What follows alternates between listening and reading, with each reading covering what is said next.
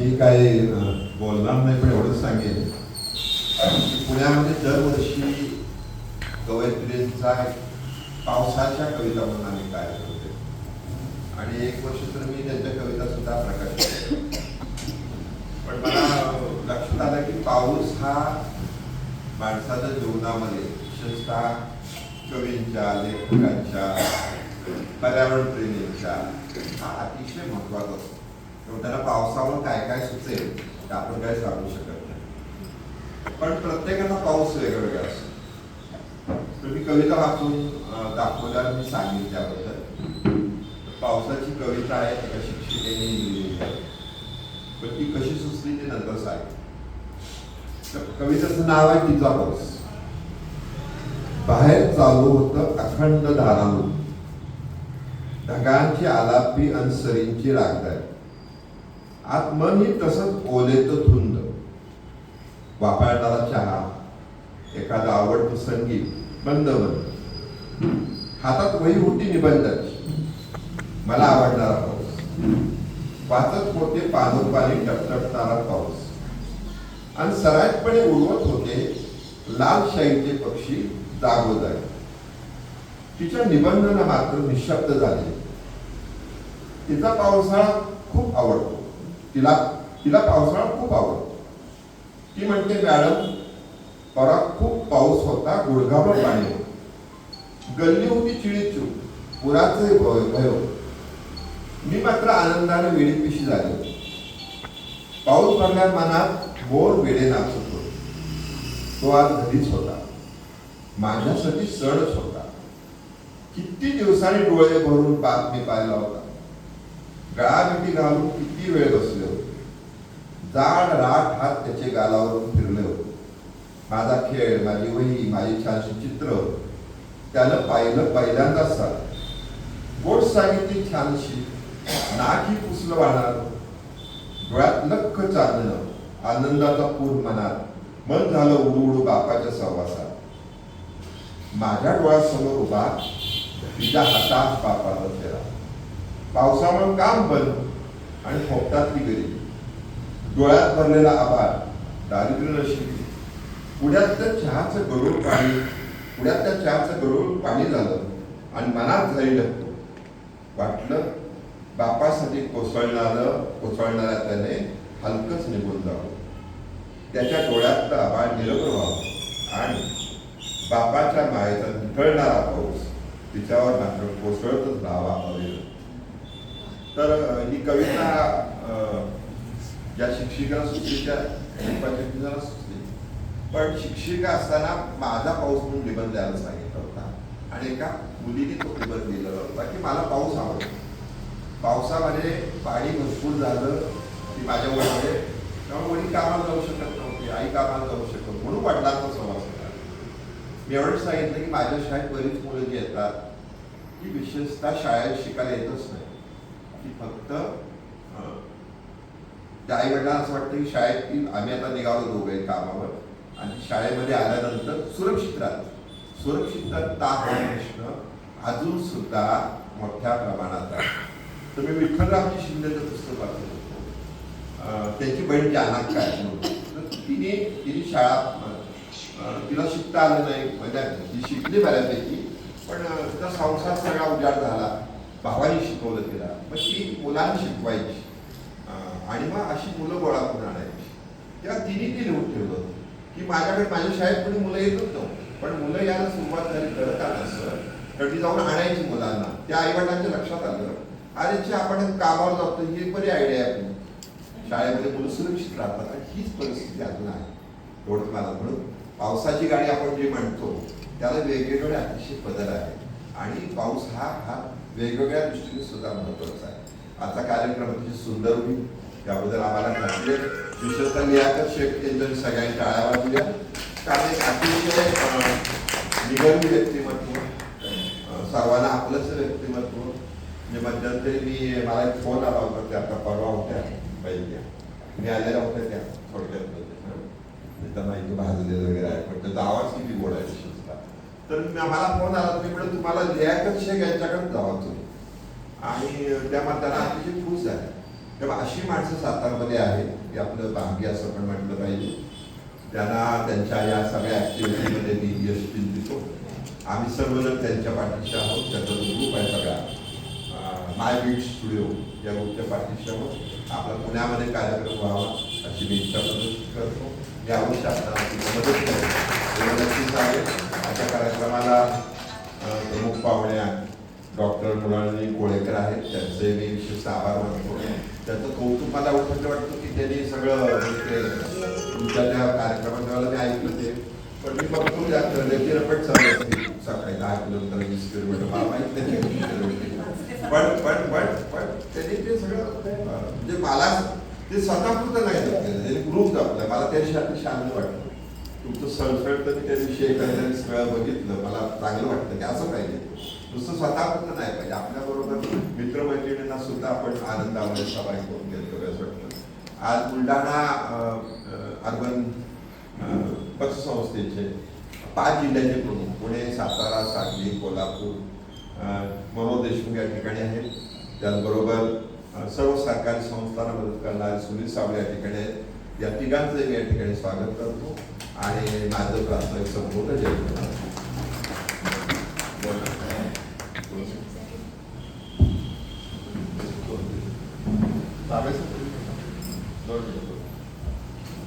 माननीय देशमुख साहेबांना विनंती करते आपण या प्रसंगी आपलं मनोगत व्यक्त करा. दीपलक्ष्मी नागरिक पतसंस्था आणि माय बीट स्टुडिओ सातारा यांच्या माध्यमातून आज मेघ मल्हार या कार्यक्रमाचे या ठिकाणी आयोजित झालेले आहे. विशेष म्हणजे हा पावसाळ्याचा जो आपला महोत्सव आहे किंवा जो गाण्याचा कार्यक्रम आहे तो आयोजन केल्याबद्दल मी दीपलक्ष्मी पतसंस्थेचे अध्यक्ष श्री चित्ते साहेब यांना धन्यवाद देतो. काय असतं की साधारणपणे आज 55 आणि 3 जण बँकर आहोत. शक्यतो बँकिंगमधले लोक या क्षेत्रात नसतात, परंतु एक बँकर सुद्धा या सर्व तुमच्या कलाकारांना प्रोत्साहन देतो, याचं खूप कौतुक आहे.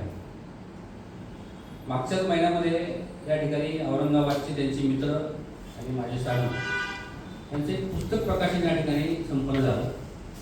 म्हणजे एक बँकर हा व्यक्ती लेखक असू शकतो, पुस्तकामध्ये जी रुची असू शकते, गायनामध्ये रुची असू शकते, हे सर्वप्रथम आम्ही या ठिकाणी बघतो.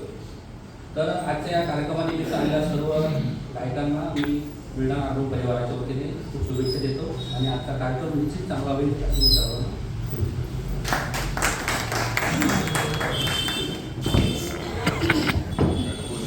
धन्यवाद साहेब. यानंतर साबळे सर आपण शुभेच्छा द्याव्यात सगळ्यांना. आज या ठिकाणी दीपलक्ष्मी संस्थेचे संस्थापक श्री चिखली साहेब यांनी आम्हाला या कार्यक्रमाला बोलवलं आणि गाणी ऐकण्याचा हा छंदच लावला आहे. म्हणजे त्यांचा फॉलो भरपूर आहे की बाबा या कार्यक्रमाला ऐकण्यासाठी. आणि विशेष सांगायचं म्हणजे की हा संस्थेला दीपलक्ष्मी संस्थेला सहकार भूषण पुरस्कारामधल्या 8व्यामध्ये मिळाला आहे. त्यामुळेच त्यांचं संचालक मंडळ सर्वांचं अभिनंदन मी करतो त्यांना. आणि असंच कार्य चेअरमन साहेबांचं म्हणजे भावपूर्ण आहे, त्यासाठी धन्यवाद. धन्यवाद. आणि यानंतर डॉक्टर मृणालिनी कोळेकर यांना ऐकण्यापूर्वी आम्ही त्यांचा एक विशेष सत्कार करण्याचे या ठिकाणी साहेब ठरवलेलं आहे. कारण असं आहे की ती आतापर्यंत ब्युटी वेलनेस या सर्व क्षेत्रामध्ये तर परिचित आहेच, परंतु मगाशी तुम्ही जो उल्लेख केला फिटनेस संदर्भात, तर ती स्वतः काही छोटे ट्रेक सुरुवातीला आयोजित करत होती.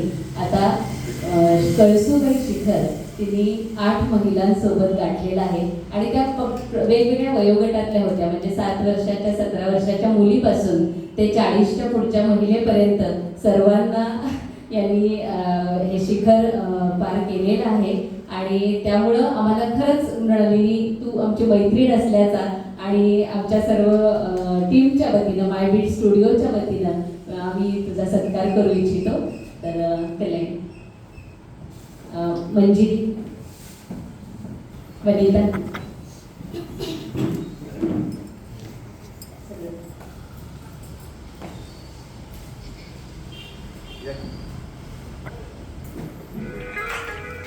जोरदार टाळ्या उठवल्यात. आपला पहिला कार्यक्रम मायबीट स्टुडिओचा 22 मार्चला झाला होता आणि त्याचा विषय होता महिला दिन. महिला दिनानिमित्त आपण तो कार्यक्रम केला आणि आज आपल्याला आनंद वाटतोय की आपल्या दुसऱ्या कार्यक्रमाला जी अतिथी मिळालेली आहे ती या क्षेत्रात एक आपला स्वतःचा ठसा उमटवणारी मिळालेली आहे. चिटणीस साहेब आपणही सोबत राहा आमच्या. शेख सर या ना. मोमेंटो शेख सरांच्या हस्ते देऊया आणि शाल आणि पेढे बनिता मंजिरी आपण द्यावे.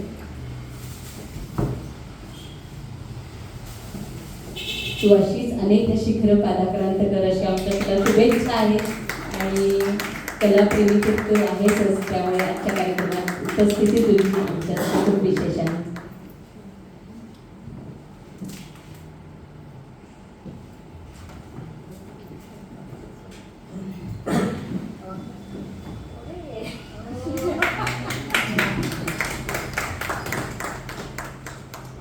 सगळे या सगळं ते ठेवा बाजूला, ते ठेवून द्या बाजूला आणि या सगळे साबळे आपण पण या सांगा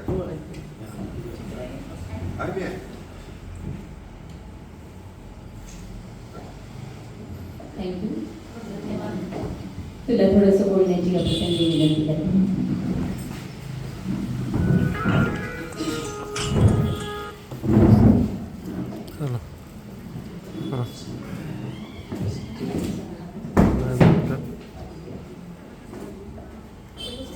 नमस्कार, मी चित्रा.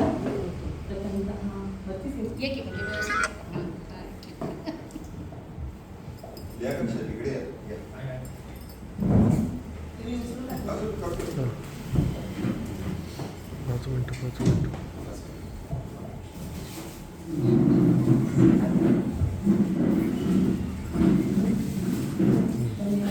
नमस्कार.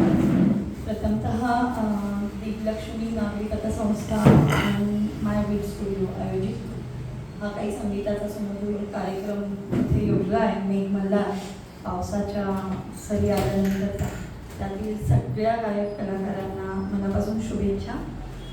खूपच छान. इथं आल्यानंतर मला एक अनुभव आला की माहेरची लोक जसं कौतुक करतात तसं इथे माझा कळसुबाईचा शिखर सर केल्याबद्दल सत्कार केला, त्याबद्दल मी सगळ्यांचे मनापासून आभार मानते. आणि आपण जसं मगाशी इथं म्हटले सर की किंवा चित्रा पण म्हटली की वेगवेगळ्या क्षेत्रात आपण सगळे कार्यरत आहोत, पण आपली एक आवड जोपासत तुम्ही हा जो काही म्युझिकचा कार्यक्रम करताय संगीताचा, तो खरंच अतिशय वाखाणण्याजोगा आहे. जसं चिटणीस सर म्हटले की शेख सर म्हणजे सगळ्यांचे गुरु आहेत इथे आणि त्यांनी जी काही ही सवय तुम्हाला लावली आहे गायनाची किंवा तुम्ही सगळ्यांनी मिळून जे काही सुरू केलं आहे त्यामध्ये आम्हालाही खूप छान अनुभव येतात. मी 2 ते 3 कार्यक्रम सरांच्या स्टुडिओवर पण हजर राहून ऐकलेले आहेत किंवा त्याचा अनुभव घेतलेला आहे. मी इथेही 2 कार्यक्रमांना आले होते मागे, तर ऐकताना अतिशय सुंदर आम्ही एक अनुभव घेतला इथे. आणि तुम्ही सगळे, मला नाही वाटत की किशोरदा किंवा लता मंगेशकर किंवा जे काही गायक मंडळ आहेत त्यांच्यापेक्षा कुठे कमी आहात, कारण काय आवाज लागतात गाण्यांचे. तर गुरु तर चांगला आहेच, पण तुम्ही सर्वजण खूपच उत्तम पद्धतीनं गाण्याचं अवगत करणे म्हणतो किंवा आपण आत्मसात करणे म्हणतो ते अतिशय सुरेख करताय. याचबरोबर पावसाच्या या काय म्हणतो आपण आगमनानंतर तुम्ही जो हा मेघमल्हार कार्यक्रम घेतलाय, मला निश्चितच खात्री आहे की इथे सुंदर गाण्यांची बरसात होणार आहे आणि हा कार्यक्रम उत्कृष्ट होत जाणार आहे. आणि त्यासाठी पण सगळ्यांना मनापासून शुभेच्छा. जसं सर म्हटले की माझ्या काही आवडीनिवडी मी इतरांच्यात नाही का त्याच्या सवयी लोकांना लावते, तसंच या संगीताची ऐकायची सवय किंवा ती गाण्याची ओढ निर्माण करण्याची सवय तुमच्यातील काही कलाकारांनी मला लावली. तर हे मोठं यश आहे मायबीट स्टुडिओचं असं मला कायम वाटतं, कारण मला ना गाणं येत नाही आणि मी गायला लागले तर मला वाटतं सगळे पळून जातील. पण माझ्या काही या मित्रमैत्रिणींच्या संगतीत येऊन किंवा त्यांच्याबरोबर गाण्याच्या मैफिली ऐकून मला गाऊ तरी वाटतंय. आणि गाणी मी ऐकते पहिल्यापासून रेडिओवर किंवा टेप रेकॉर्डवर, पिक्चरमध्ये गाणी आपण ऐकत असतो, पण जेव्हा आपली सखे सोबती गातात आणि ते सगळं घरचं करून काम करून स्वतःची ही आवड जोपासताना इतकं सुंदर गातात, तेव्हा निश्चितच त्यांच्यापासून येणारं हे आपल्याला स्फुरण इन्स्पिरेशन आहे. आणि याचं श्रेय माझ्या मते शेख सरांना जातं. आणि असंच त्यांनी साताऱ्यामध्ये लोकांना गाण्याचा आणि याचा वेळ लावत राहावं, आमच्यासारख्या लोकांना सुमधुर गाणी ऐकायला मिळत राहावीत. आणि असेच उत्तरोत्तर तुमचे कार्यक्रम पुणे, मुंबई आणि सातारा बाहेर जावे ही शुभेच्छा देऊन माझे 2 शब्द थांबवते.